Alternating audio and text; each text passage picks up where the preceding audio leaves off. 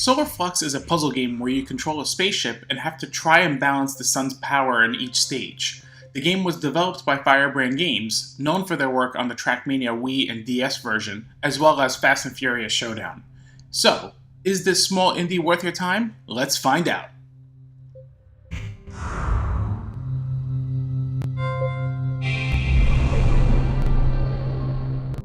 As mentioned, the object of the game is to go around orbit and try and stabilize the sun in each stage across 4 worlds.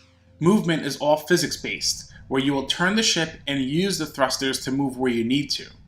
Hovering near planets will let you gravitate towards them and safely orbit around them automatically until you are ready to launch.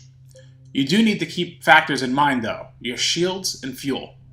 Shield will protect you from the sun's rays. If you're exposed to the sun for too long, your ship explodes. On the flip side, orbiting around a planet and being in the shaded areas will let you recharge your shield more. Interestingly, even though you have a shield on the ship, colliding into anything will cause you to explode in a single hit, making you restart the level.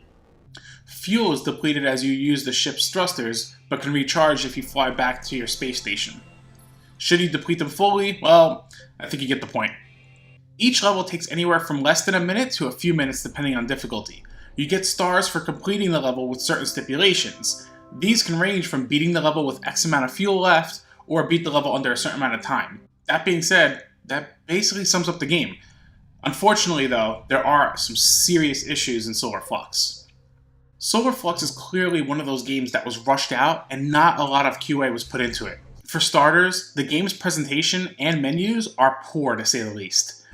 The control options are asinine as well, with you only being able to use the Joy-Cons when playing on the TV. Worse yet, playing handheld forces you to use only the touchscreen to play the game. This makes absolutely no sense, considering that you can use the Joy-Cons on the TV, but you can't when you're playing handheld or tablet. This is just downright unacceptable. Also, the collision detection is pretty spotty.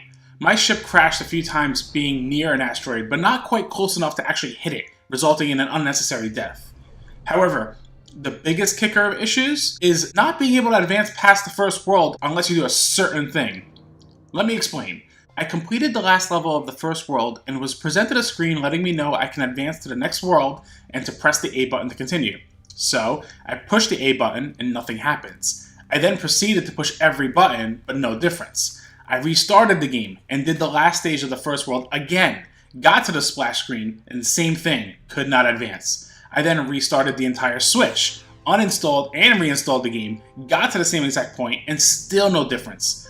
So as a last-ditch effort, I took the console off the dock and then tapped the screen, at which point the game actually advanced.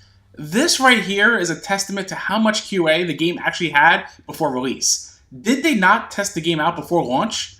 Furthermore, the game has been out for a few weeks since this review has gone live, and they still haven't even patched this fix in. Visually, Solar Flux is pretty basic. The ship animates as you'd expect it to, and the objects in space look decent, I guess. There's even some decent lighting effects, but ultimately nothing too impressive to look at here. Audio-wise, the sound effects are okay, and the music is atmospheric, capturing that desolate space vibe, but in the long run, there's nothing memorable here, by any means. In short, Solar Flux is a game that could have been a fun little title to pass the time, but the issues mentioned are just inexcusable. This is a hard recommendation to any Switch owners. That's why I'm giving Solar Flux a 3.5 out of 10.